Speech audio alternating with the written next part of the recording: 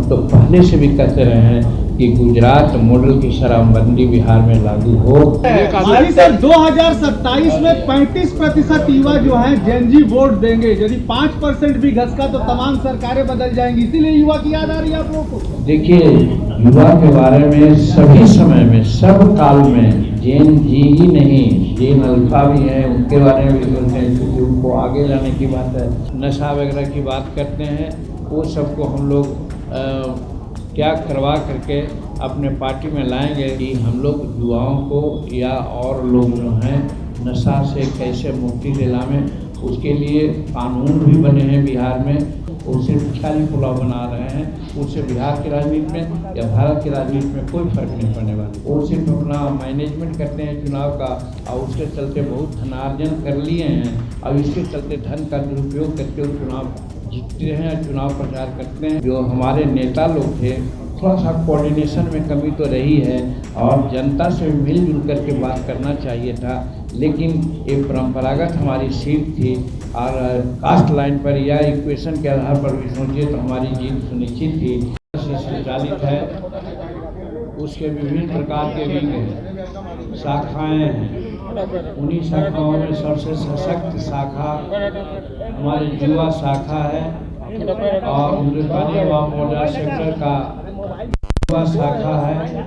उसी का राष्ट्रीय कार्यकारिणी की बैठक ये पटना के पवित्र भूमि में, पाटलिपुत्र के पवित्र भूमि में आज आयोजित है और उसी अवसर पर यहाँ पर सभी लोग के सदस्य लोग हैं।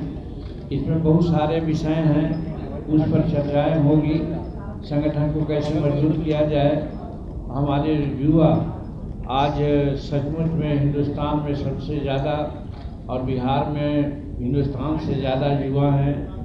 युवाओं में क्या संदेश जाना चाहिए, युवा कैसे संतुलित रहें, कैसे अनुशासित रहें, क्योंकि युवा ही राष्ट्र के कर्णधार होते हैं। उनके बिना कोई काम नहीं चल सकता है। तो आए दिन देखा गया है कि हमारे युवा कुछ भ्रांतियाँ में आ गए हैं और उसके चलते कभी नशा का, कभी और सब चीज़ का सेवन वन कर करके कुछ लोग 2-4-5% जो हैं हमारे, वो इधर उधर हो रहे हैं। तो हमारे जो हिंदुस्तानी अवाम मोर्चा सेक्युलर के साथी यहाँ पर उपस्थित हैं राष्ट्रीय कार्यकारिणी के, वो लोग संकल्प लेंगे कि हमारे युवा भाई जो भी 1-2% गलत रास्ते पर जा रहे हैं, नशा वगैरह की बात करते हैं, वो सबको हम लोग क्या करवा करके अपने पार्टी में लाएंगे और पार्टी को आगे ले चलेंगे। हमारी पार्टी हिंदुस्तानी अवाम मोर्चा सेक्युलर 2015 से खास करके इसका एक ही उद्देश्य है कि हम दुनिया के सब लोग गरीब हैं, लेकिन हमारा इरादा नेक है। और इसके साथ साथ हम लोग जानते हैं कि मुख्यमंत्री के काल में जीतन मांझी जो मुख्यमंत्री रहे थे 9 महीना, उस समय करीब 34-35 ऐसे निर्णय लिए थे जिसमें युवाओं के लिए, महिलाओं के लिए, खेतिहर मजदूरों के लिए, खेती के लिए और सिपाही के लिए और सब तरह के लोगों के लिए काम कर रहे थे।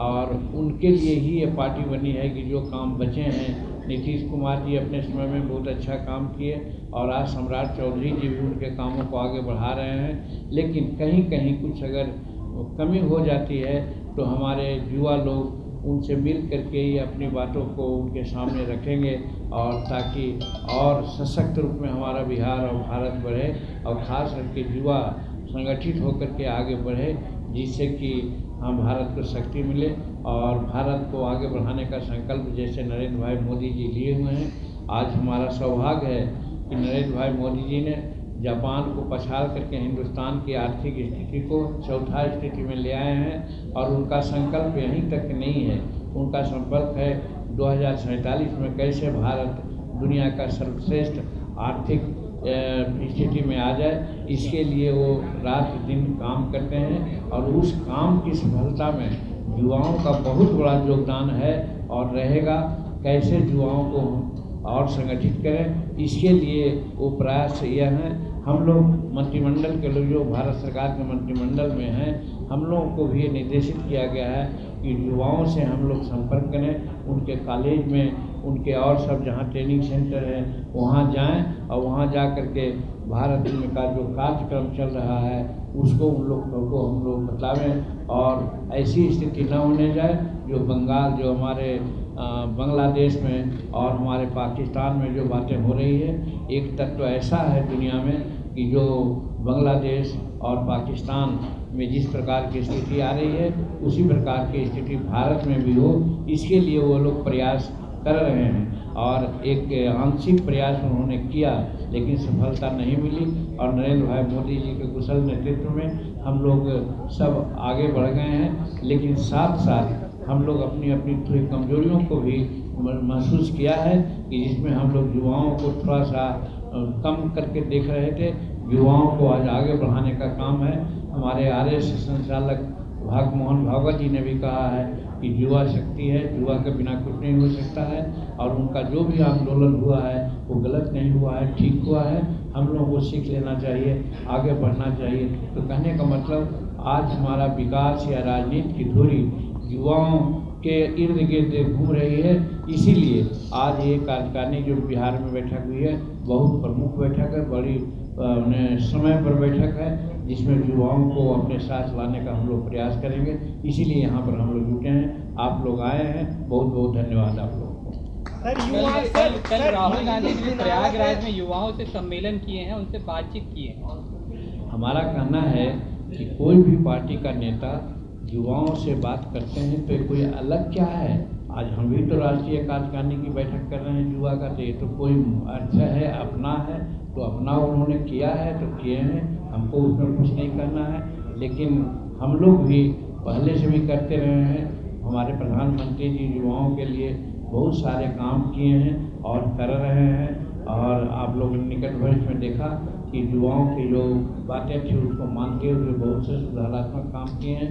तो इसलिए पार्टी का कोई नेता कहाँ किससे मिलता है उसकी अपनी बात है, व्यक्तिगत बात है, उससे हम लोगों को कोई लेना देना नहीं। सर युवाओं की समस्या जो है शराबबंदी के बाद और बड़ी है, सूखे नशे में, उसको कैसे देख रहे हैं? देखिए हम लोगों का आज का डिस्कशन भी यही है कि हम लोग युवाओं को या और लोग जो हैं नशा से कैसे मुक्ति दिलावें, उसके लिए कानून भी बने हैं बिहार में। लेकिन कानून के अलावा उन लोगों का उनसे संपर्क करके उनको हर तरह से नशा के बारे में आगे पीछे बात बतला करके और उनको समझा करके नशा मुक्त कराने की दिशा में हम लोग गांधीवादी नीति के अनुसार काम करेंगे और कर रहे हैं। चार बगल से बोलिएगा तो कैसे सुनेंगे? आज ना पहले महिला बोल रही है, उनकी बात सुनेंगे। बोलिए। घाट से गाय घाट तक जो बस्ती में जो लोग रह रहे हैं 250-300 घर, उसको तोड़ने का आदेश आया है। देखिए कहीं कहीं अच्छा विकास के काम के लिए जिसमें आजकल जाने रहे हैं कि गाड़ी बहुत हो गई है और जाम की समस्या होती है और वो जो वहाँ पर तोड़ने की बात आई है मैं नहीं जानता हूँ, आप बतला रहे हैं तो हम समझते हैं कि कोई खराब नीति से तोड़ने की बात नहीं होगी। और सुप्रीम कोर्ट का आदेश है कि जहाँ कहीं भी हम तोड़ेंगे, जिसको हटाएंगे, उसको पुनर्वासित करने का प्रयास करेंगे। तो वैसी परिस्थिति में बिहार सरकार ऐसा निर्णय लिया है तो निश्चित रूप में उनको पुनर्वासित करने का एक ऑप्शन दिया होगा, तब फिर कार्रवाई होगी, ऐसा हम लोग आश्वस्त करते हैं। माजी सर 2027 में 35% युवा जो हैं जेनजी वोट देंगे। यदि 5% भी घसका तो तमाम सरकारें बदल जाएंगी, इसीलिए युवा की याद आ रही है आप लोगों को? देखिए युवा के बारे में सभी समय में सब काल में जेन जी ही नहीं, जेन अल्फा भी हैं, उनके बारे में भी सोचते हैं क्योंकि उनको आगे लाने की बात है। और भारत के हर नागरिक, हर तरह के लोगों की चिंता ही जमहूरियत में है और ख़ास करके एनडीए सरकार है, किसी एक को लेकर के नहीं चलने की बात करती हैं। लेकिन ये बात सही है कि युवा किसी भी राष्ट्र की एक शक्ति होती है और धरोहर भी है। तो वैसी परिस्थिति में जेन जी जो हैं वो हमसे अलग नहीं हो, वो हमसे अलग होंगे भी नहीं, लेकिन उनको अलग करने के लिए कुछ तत्व लगे हुए हैं जो गलत सलत बात करके उनको भरमाते हैं। और आपने देखा होगा अभी चाहे अन्य उड़ीसा हो चाहे अन्य राज्यों में जेन जी के लोगों ने ये महसूस किया है कि हम लोग थोड़ा सा गलत रास्ते पर चले गए थे या हमारे साथ दूसरे लोग आ गए थे। हमारा मकसद कुछ है और उनका मकसद पूरा हो, इसके लिए एनडीए के लोग सब लगे हुए। झारखंड में युवा अब तो ये बहुत हो गया। अब तो रात इसके लिए आप लगातार मुखर तरीके से बोलते रहे हैं। शराबबंदी कानून को लेकर इससे पहले भी आपने रिव्यू की बातें की हैं कि समय समय पर रिव्यू होना चाहिए। अभी वर्तमान में जो स्थिति है, सूखा नशा पर भी आपने अपनी बातों को रखा, युवाओं को लेकर रिव्यू होना चाहिए, वक्त है। हम सब दिन ये बात कहा है कि नशाबंदी का जो कानून है बहुत ठीक कानून है, होना चाहिए। उसका इम्प्लीमेंटेशन में गड़बड़ी होने से कहीं कहीं अनेक प्रकार की बातें आती हैं। हम इस सरकार से, सम्राट चौधरी से भी ये कहना चाहेंगे आप लोगों के माध्यम से कि शराबबंदी जहाँ गांधी जी का जन्म हुआ था वहाँ भी है, लेकिन इस तरह से वहाँ लोग में निराशा नहीं है। हम तो पहले से भी कहते रहे हैं कि गुजरात मॉडल की शराबबंदी बिहार में लागू हो, तो सम्राट जी से भी कहेंगे कि एक तो शराबबंदी के चलते पदाधिकारी लोग जो गड़बड़ करते हैं, पैसा अर्जित करते हैं और गरीबों को फंसाते हैं। आज 11-12 लाख लोगों पर किसी न किसी प्रकार का केस मुकदमा है, जिसमें हमारे गरीब लोगों पर 6-7 लोगों पर है। तो कहने का मेरा मतलब है कि ये ऐसा नहीं हो, इसके लिए प्रशासन को चुस्त और दुरुस्त रखें। ये हम सम्राट चौधरी जी से और जो मुख्यमंत्री बिहार के हैं उनसे आप लोगों के माध्यम से कहें। माजी सर, बांकीपुर चुनाव के बाद युवाओं की ज्यादा चिंता होने लगी है। छात्रों का आंदोलन हो रहा है। बांकीपुर चुनाव के बाद सर जदयू ने भी युवाओं की बैठक की। समय बता दीजिए, 1 घंटा बात कीजिएगा कि 2 घंटा बात कीजिएगा, सो कहिए। लास्ट वाला बोल दीजिए। अगर लास्ट है तो सर बांकीपुर वाले, हाँ, तो बांकीपुर चुनाव के बारे में हम कहना चाहते हैं कि ये जो जन स्वराज के लोग हैं, हमारे के यहाँ भी हमारे पद छोड़ने के बाद इमामगंज में भी वो चुनाव बाई इलेक्शन लड़े थे।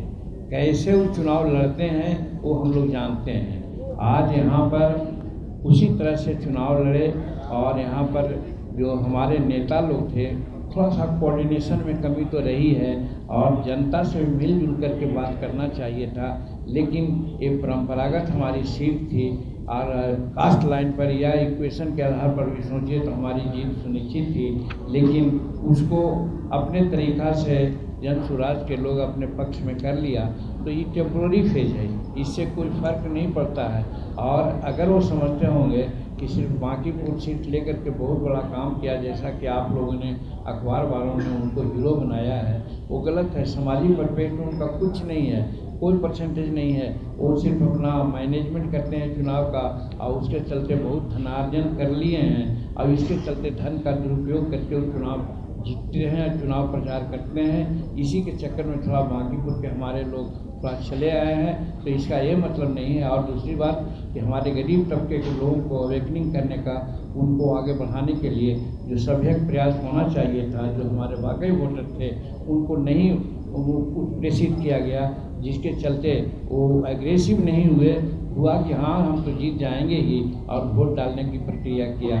इसमें वोट परसेंटेज का हमारा कम हुआ और वो लोग कुछ आगे बढ़ गए। तो इसीलिए इस चुनाव का बहुत बड़ा महत्व नहीं है, जीत गए हैं। लेकिन ये नेशनल पूरा अभी तो देखा हाल ही में कि 200 से कई ज़्यादा सीट पर जीते थे और सबों में उन्होंने वो क्या कहते हैं जमानत जब्त करवाया था। तुरंत ही क्या हो गया? तो इसका मतलब वो बहुत समाज सुधारक नहीं है, बहुत बड़ा बैरियर नहीं है। आते आते बड़ा बड़ा बात तो बोल रहे हैं। हम समझते हैं कि वो सिर्फ ख्याली पुलाव बना रहे हैं, उससे बिहार की राजनीति में या भारत की राजनीति में कोई फर्क नहीं पड़ने वाली। झारखंड में छात्रों का